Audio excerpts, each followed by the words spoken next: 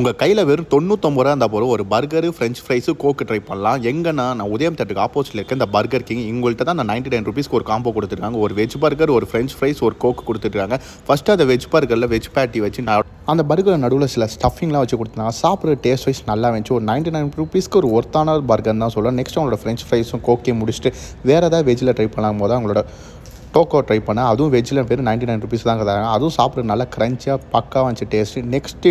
Next இவங்கள்ட்ட வெறும் 30 ருபீஸ்க்கு ஐஸ்கிரீம் கொடுத்துட்டாங்க. அதை வாங்கி தான் ட்ரை பண்ணேன். அதுவும் சாப்பிட்ற டேஸ்ட் வைஸ் நல்லா இருந்துச்சு. லாஸ்ட்டாக பில்லை பே பண்ணேன். நான் கிளம்பிட்டு வெஜ்ஜில் வேறு ஏதாவது ட்ரை பண்ணலாம்னு பார்க்கும்போது தான் வேறு ஏதாவது ட்ரை பண்ணலான்னு இந்த கடையை விட்டு வெளில வந்துட்டு இந்த கடைக்கு ஒட்டியே இருக்க ஒரு அத்தோ கடையை பார்த்தோம். அந்த அத்தோ கடையில் ஒரு தரமான வெஜ் அட்டோ தான் ட்ரை பண்ணோம். பக்காவாக போட்டு கொடுத்தாங்க அண்ணன். கூட வந்து வெஜ்ஜு சூப்பும் ஒரு முட்டை மசாலா வாங்கியிருந்தேன்.